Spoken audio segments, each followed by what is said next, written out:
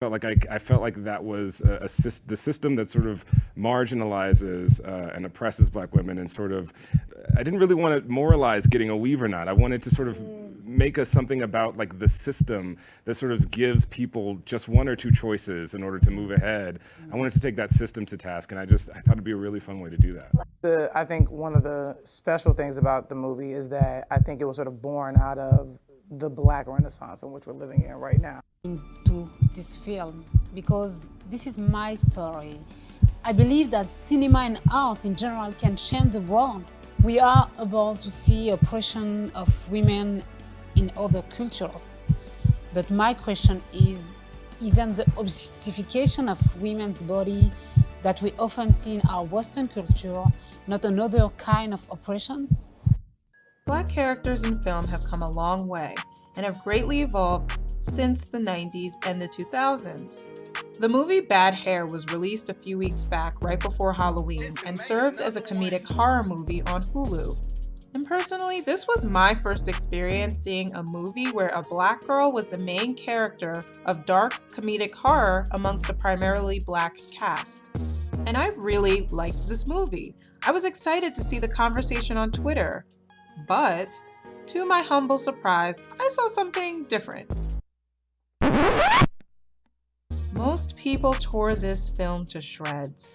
People said it was an insult to weave wearers. It was created by a Black man, and therefore it wasn't an accurate depiction. It was dragged through the mud, basically. And this actually reminds me of a film that I saw in theaters before quarantine, which was Queen and Slim. And guess what? I also really enjoyed Queen and Slim.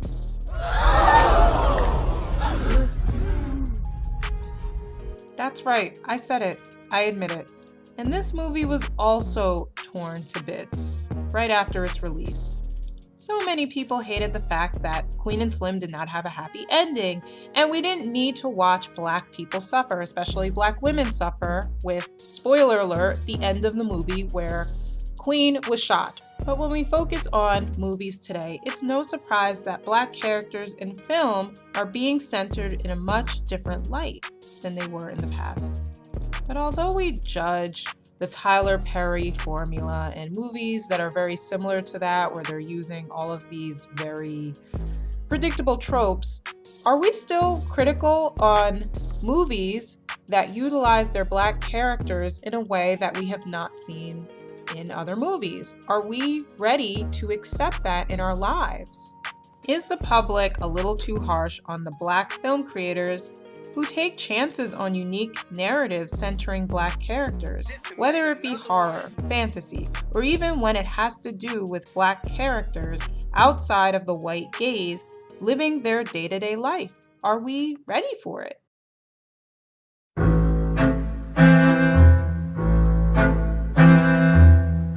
During the 19th century into the 20th century, Black people were played by white people via blackface, and the Black people who received roles usually acted as caricatures of being lazy, stupid, and/or a maid or servant.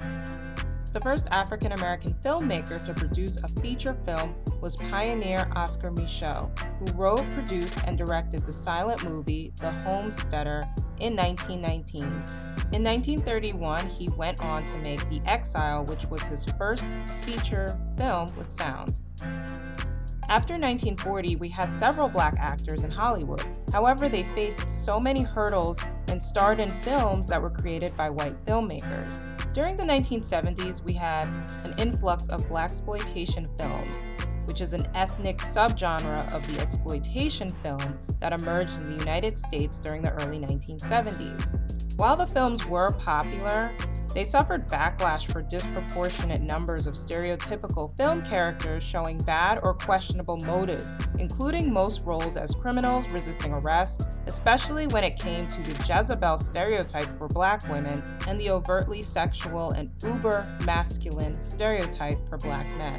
While Black movies were becoming more and more popular during the late 1980s, we had notable film creators who curated a space for Black actors and Black stories outside of the stereotype. During the 1980s, we had notable black film creators such as Spike Lee and Usam Pulsi, and in the 1990s, even into the 2000s, we had John Singleton with movies like Boys in the Hood, Poetic Justice, Shaft, and Baby Boy. Also during the 90s into the 2000s, we had many romance dramas from screenwriters such as Terry McMillan, who created Waiting to Exhale and How Stella Got Her Groove Back. We also had many comedy films, which no example really needs to be given. Black movies have usually done pretty well with comedy, especially during the 90s into the 2000s. So if you've seen any of my past videos, you've probably seen how I've discussed black music and how when we got into the 2000s, a little more into like the mid 2000s, black music really started to change in terms of its popularity, and also when it came to black singers being in the forefront. The same thing was happening to movies. A lot of the black movie directors, screenwriters were not given the same resources and were not able to create as much as they did in the 90s, which was the golden period. Sounds very similar to music. A notable black movie creator that became very popular within the mid-2000s range was Tyler Perry, and his success continued on into the 2010s as well. But if we were to juxtapose black movies with the mainstream movies in Hollywood, you do see that there is a huge difference when it comes to what the black characters can do on screen and what types of movies the creators think would be appealing to black people or the black audience per se. We didn't have a slew of black people in science fiction, horror, fantasy.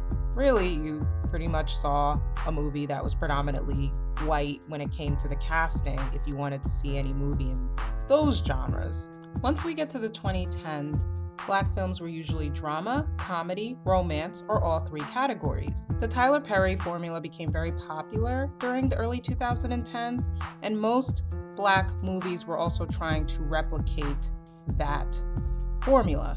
But the 2010s as a whole was a major catalyst for black film, and politics really contributed to this shift. Starting in 2012, police brutality and the impacts of racism on black people became a major focal point.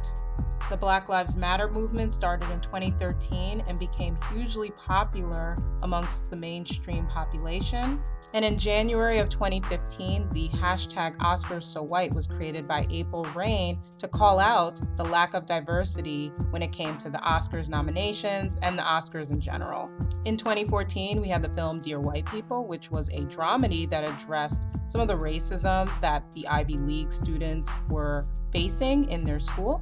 And we also had Selma, which was created by Ava DuVernay, which was a period piece based on the Selma to Montgomery voting rights in 1965. And while we did have some period pieces prior, such as 12 Years a Slave and Django Unchained, we did see something different in Selma. Based on the fact that Ava DuVernay really focused in on her black characters when she created Selma, where if we compare Django Unchained and 12 Years a Slave, we did have multiple white characters where we focused on what they were feeling during the movie. And starting in 2014, we see less of the Tyler Perry formula. In fact, we see less Tyler Perry movies as we move through the 2010s after 2014. TV shows also influenced black film, and Issa Rae was a huge contributor to this. Most people were introduced to Issa Rae through her 2011 web series, The Misadventures of an Awkward Black Girl. There were rumors that she was trying to get a show pitched to HBO, but HBO rejected it. There were also discussions on how HBO actually wanted to change the main character into a white character that she originally pitched. She also passed an idea to ABC, which was also rejected. Ultimately, she was able to reconnect with HBO, and she was able to create the show Insecure. The show successfully aired in 2016. This show really influenced how black characters were portrayed on TV and also in film. Another contributing factor to how black characters were written later in the 2010s was the film Get Out, which came out in 2017. And this was so unique because this was one of the first times we had a black character as the main character in a comedic horror movie. Not only that, but racism was the driving force of this horror in the film. And the audience was forced to empathize with the lead character's fears and overall feelings throughout the film. This film did really well in the box office, and it really contributed to film creators realizing that Black people wanted to see different narratives from their Black characters on the big screen.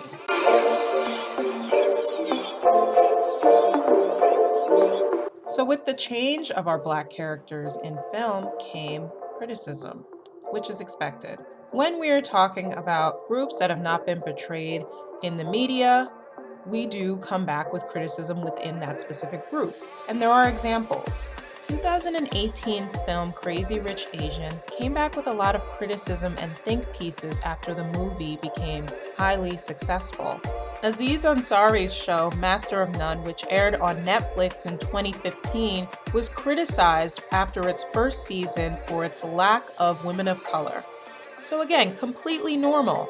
And there's just more pressure for the creator to get things right and make sure they are filling in all the boxes and they're not being problematic. I completely understand that. Within about the past 50 years, Black movies have usually been about 3 different genres. That would be comedy, drama, and romance. And really, we don't have many Black romance movies. They are usually Black drama romance movies. And I should explain, the Tyler Perry formula is usually the formula that includes drama and romance with a little bit of comedy. Sometimes it's just drama and romance. So if you really think of it, we really haven't seen our Black characters do anything outside of those genres, and it can make people feel a bit uncomfortable. We're also used to seeing Black characters misrepresented on TV, so we do get defensive, and this really goes for all oppressed groups because we've seen tons of different tropes, we've studied them, and they're very frustrating to watch on TV. So we do come pretty defensive when we watch a new film. I know I do. And I do believe that Black woman characters get more criticism than our Black male characters when we're talking about the new age of our Black characters. I noticed that there were more negative responses towards bad hair, Queen and Slim, mainly because of Queen's character and her death. And there was a lot of backlash regarding the movie Cuties, which was a coming-of-age story regarding a young Black girl in France. And most of the controversy had to do with sexualizing a young girl. Meanwhile, we've had multiple coming-of-age stories regarding young boys, and we have had The Wood, which was a coming-of-age story about young boys that were Black, even though they were in high school in comparison to Cutie's main characters being in middle school. But still, do I think Cuties would have been looked at in the same light if we were focusing on boys or even a young Black boy? I don't think so, to tell you the truth. Issa Rae's film The Photograph, which came out in 2020, actually got some negative critiques because the film was too boring. And again, this is just a romance film. It's not a romance drama film. It's not a romantic comedy film. It was just a romance film. And it's really interesting because within the past few years, there's been a lot of focus on getting rid of the struggle love narrative that Black women in films have to take on. And then we have the criticism from the movies that are created by our Black movie creators. And I'll go back to Queen and Slim, the movie. Yeah, Lena Waithe was harshly criticized for Queen and Slim to the point that I really don't think she was able to really come back from that, or I don't know if she really can redeem herself from that. And that might be a little much. And I'm not saying we should not hold creators accountable.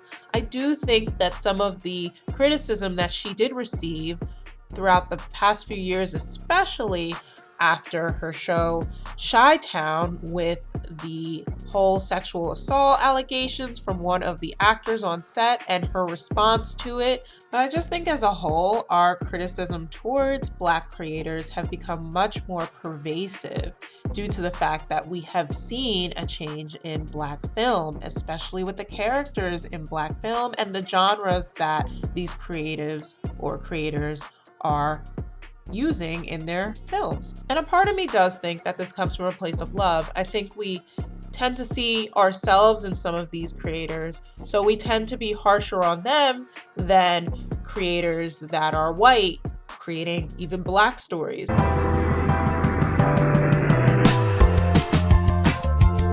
So what can we do about this? Like I stated before, I completely understand holding creators accountable. I was definitely on the same bandwagon as most people when Tyler Perry revealed that he did not have anyone in the writer's room when he created a majority of his shows and movies. And then he released A Fall from Grace, which was a complete disaster in the beginning of last year. My point. Work ethic. So I definitely think it's important to call creators out when I feel, or when we feel as a collective, that something is not right and something is problematic. Completely understand that. And I completely understand not liking a movie due to the fact that the characters are portrayed in a very degrading way. But I think it's important to ask yourself certain sets of questions when you're watching a movie with Black actors or movies that focus on Black storylines, Black narratives, etc.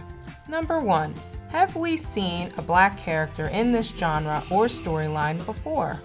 Number 2, what are the impacts of the negative characteristics or details that I am noticing?